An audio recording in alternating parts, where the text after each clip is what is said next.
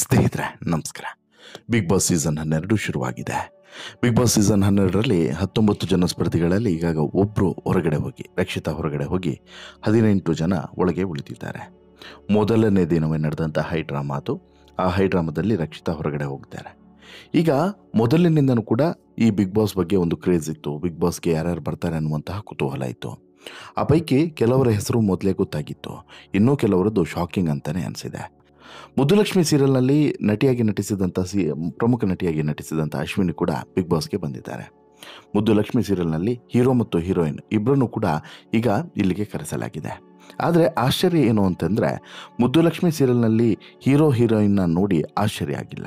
ಈ ಹೀರೋಯಿನ್ನ ಅವತಾರವನ್ನು ನೋಡಿ ಎಲ್ಲರೂ ಕೂಡ ಶಾಕ್ ಆಗಿದ್ದಾರೆ.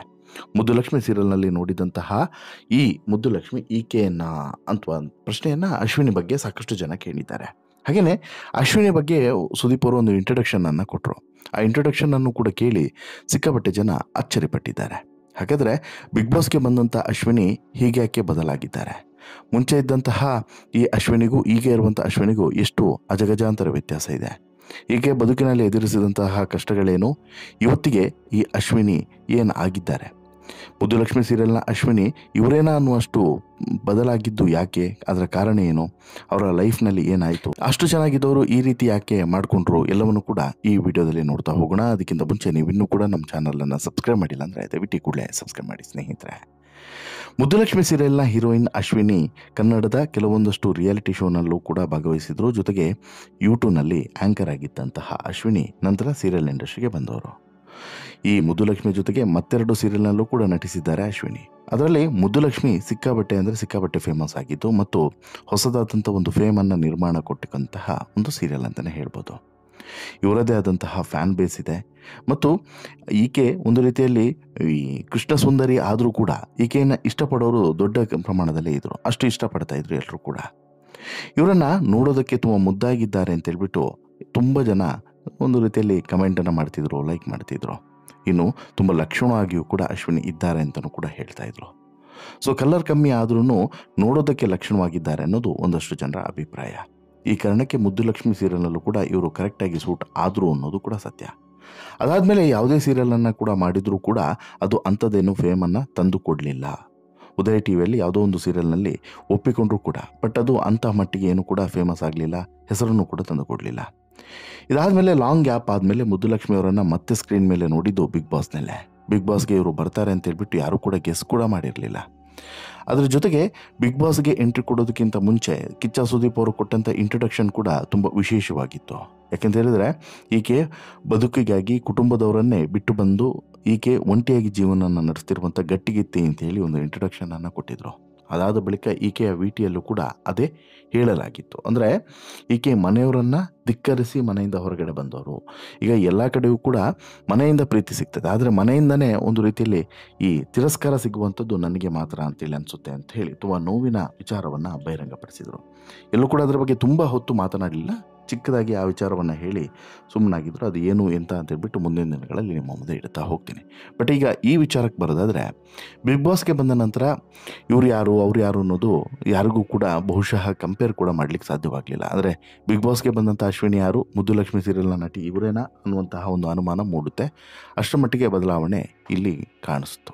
ಯಾಕಂತ ಹೇಳಿದ್ರೆ, ಅಯ್ಯೋ ಇವರು ಯಾರೋ ಎಲ್ಲೋ ನೋಡಿದ್ವಲ್ಲ ಅಂತ ಹೇಳ್ಬಿಟ್ಟು ಎಷ್ಟೋ ಜನ ಹೇಳ್ಕೊಂಡವರು ಕೂಡ ಇದ್ದಾರೆ. ಯಾವಾಗ ಬಿಗ್ ಬಾಸ್ ವೇದಿಕೆ ಮೇಲೆ ಮುದ್ದುಲಕ್ಷ್ಮಿ ಸೀರಿಯಲ್ನ ಪ್ರೋಮೋವನ್ನು ರಿಲೀಸ್ ಮಾಡಿದ್ರು ಆಗ ಮುದ್ದುಲಕ್ಷ್ಮಿ ಅಶ್ವಿನಿನೇ ಅನ್ನೋದು ಎಲ್ರಿಗೂ ಕೂಡ ಗೊತ್ತಾಗಿತ್ತು.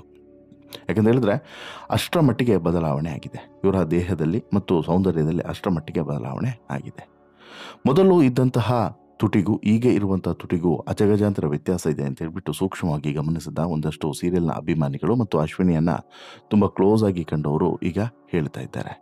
ನಿಜವಾಗ್ಲೂ ಕೂಡ ಮುಂಚೆ ಅಷ್ಟು ಚೆನ್ನಾಗಿದ್ದಂಥ ಈಕೆಯ ಮುಖದ ಸೌಂದರ್ಯ ಈಗ ಯಾಕೆ ಈ ರೀತಿ ಆಗಿದೆಯೋ ಗೊತ್ತಿಲ್ಲ ಅಂತಲೂ ಕೂಡ ಹೇಳಿದ್ದಾರೆ. ಜೊತೆಗೆ ಯಾಕೆ ಹಿಂಗೆ ಮಾಡ್ಕೊಂಡಿದ್ದಾರೆ ಅಂತಲೂ ಕೂಡ ಗೊತ್ತಿಲ್ಲ, ತುಂಬ ಕೆಟ್ಟದಾಗಿ ಕಾಣ್ತಿದೆ ಅಂತಲೂ ಕೂಡ ಅನೇಕರು ಕಮೆಂಟನ್ನು ಮಾಡ್ತಿದ್ದಾರೆ. ಅದಕ್ಕೆ ಇಲ್ಲಿ ಕಾರಣವೂ ಕೂಡ ಇದೆ. ಸಿನಿಮಾದಲ್ಲಿ ಅವಕಾಶ ಸಿಗಬೇಕು, ಸೀರಿಯಲ್ನಲ್ಲಿ ಅವಕಾಶ ಸಿಗಬೇಕು ಅಂತ ಹೇಳಿದ್ರೆ ನೋಡೋದಕ್ಕೂ ಕೂಡ ಮುದ್ದಾಗಿರಬೇಕು, ಲಕ್ಷಣವಾಗಿರಬೇಕು, ಚೆನ್ನಾಗಿರಬೇಕು, ಬೋಲ್ಡ್ ಆಗಿರಬೇಕು, ಎಲ್ಲ ಪಾತ್ರಗಳಿಗೂ ಕೂಡ ಸೂಟ್ ಆಗಬೇಕು. ಯಾವುದಾದ್ರೂ ಒಂದೇ ಒಂದು ದೇಹದ ಪಾರ್ಟ್ ನ್ಯೂನತೆ ಇದ್ರೂ ಕೂಡ ಅವರಿಗೆ ಆಫರ್ಗಳು ಸಿಗಲ್ವಂತ ಅನ್ನುವಂಥ ನಂಬಿಕೆ ಇದೆ. ಇನ್ನು ಕೆಲವರು ತಮ್ಮ ಕಣ್ಣು ಸರಿ ಇಲ್ಲ, ನಿಮ್ಮ ತುಟಿ ಸರಿ ಇಲ್ಲ, ನಿಮ್ಮ ಮುಖದ ಭಾವನೆಗಳು ಸರಿ ಇಲ್ಲ, ನಿಮ್ಮ ಸ್ಟೈಲ್ ಸರಿ ಇಲ್ಲ, ನಿಮ್ಮ ಹಲ್ಲು ಸರಿ ಇಲ್ಲ ಅಂತ ಹೇಳ್ಬಿಟ್ಟು ರಿಜೆಕ್ಟ್ ಮಾಡಿರೋದನ್ನು ಕೂಡ ನಾವು ಕಂಡಿರ್ತೀವಿ. ಅನೇಕ ಪಾತ್ರಗಳನ್ನು ಅನೇಕ ಕಲಾವಿದರು ಇದೇ ರೀತಿ ಕಳ್ಕೊಂಡಿದ್ದನ್ನು ಕೂಡ ನಾವು ಗಮನಿಸಿದ್ದೀವಿ. ಈಗ ಇದೇ ಲಿಸ್ಟ್ಗೆ ಮುದ್ದುಲಕ್ಷ್ಮಿ ಸೀರಿಯಲ್ನ ಅಶ್ವಿನಿನೂ ಕೂಡ ಸೇರ್ತಾ ಇದ್ದಾರೆ. ಹೌದು, ಅಶ್ವಿನಿ ಅವರಿಗೆ ಅದು ಯಾರು ಏನು ಹೇಳಿದ್ರು ಗೊತ್ತಿಲ್ಲ, ನೋಡೋದಕ್ಕೆ ನಿಮ್ಮ ತುಟಿ ಚೆನ್ನಾಗಿಲ್ಲ ಅನ್ನೋದನ್ನು ಹೇಳಿಬಿಟ್ಟಿದ್ದಾರಂತೆ. ಅವರ ತುಟಿ ಸ್ವಲ್ಪ ಮಟ್ಟಿಗೆ ಫ್ಲಾಟ್ ಆಗಿತ್ತು. ಸೊ ಆ ಕಾರಣಕ್ಕಾಗಿ ನಿಮ್ಮ ಸ್ಟೈಲ್ ಚೆನ್ನಾಗಿಲ್ಲ, ಲಿಪ್ಸ್ಟಿಕ್ ಹಾಕಿದರೆ ಹೈಲೈಟ್ ಆಗಲ್ಲ, ನಿಮ್ಮ ತುಟಿ ಮೇಲ್ಭಾಗದಲ್ಲಿ ನಿಜವಾಗ್ಲೂ ಕೂಡ ಚೆನ್ನಾಗಿಲ್ಲ ಅಂತ ಹೇಳ್ಬಿಟ್ಟು ಡೈರೆಕ್ಟರು, ಕೆಲವರು ನಿರ್ಮಾಪಕರು ಯಾರೋ ಹೇಳಿದ್ರಂತೆ.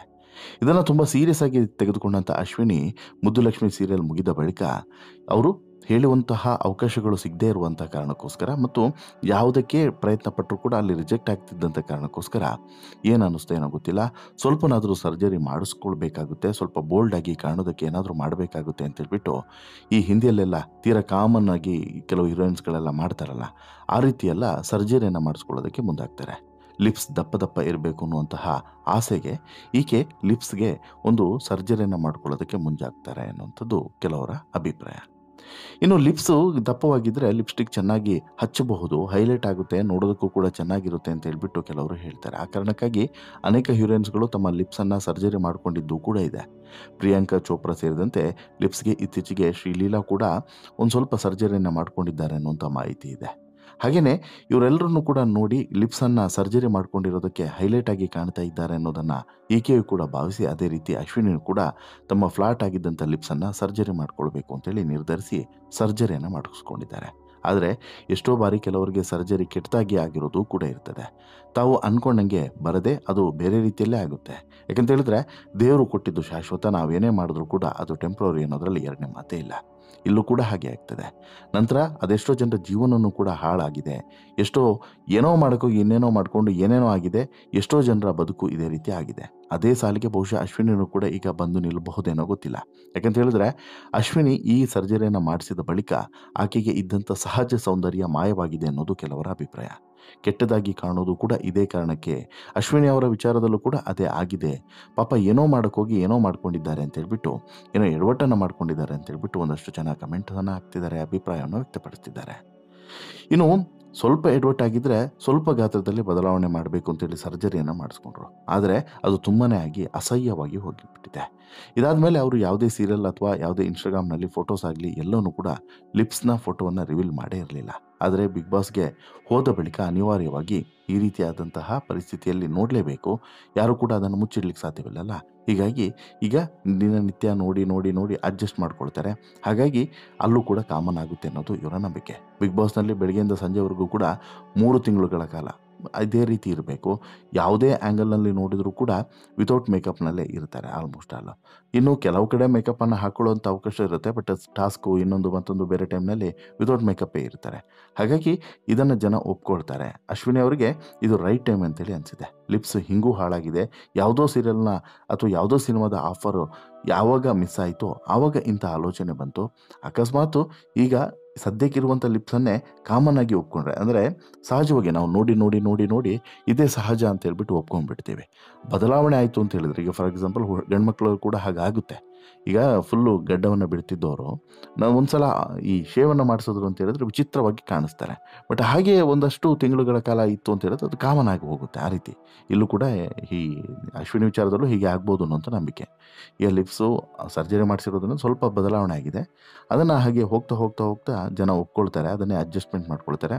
ಅಶ್ವಿನಿ ಫ್ಯಾನ್ಸ್ಗೂ ಕೂಡ ಈ ಬಿಗ್ ಬಾಸ್ ಮುಗಿದ ಬಳಿಕ ಈಕೆಯ ಈ ಒಂದು ಈ ಫೇಸ್ನ ಲುಕ್ ಏನಿದೆ ನೋಡಿ, ಔಟ್ಲುಕ್ ಏನಿದೆ ನೋಡಿ, ಇದು ಕಾಮನ್ ಆಗಿ ಹೋಗಬಹುದು ಅನ್ನೋದು ಈಕೆ ನಂಬಿಕೆ. ಅದೇ ಕಾರಣಕ್ಕೆ ಈಗ ಮಾಡಿಸ್ಕೊಂಡಿದ್ದಾರೆ ಅಂತೇಳಿ.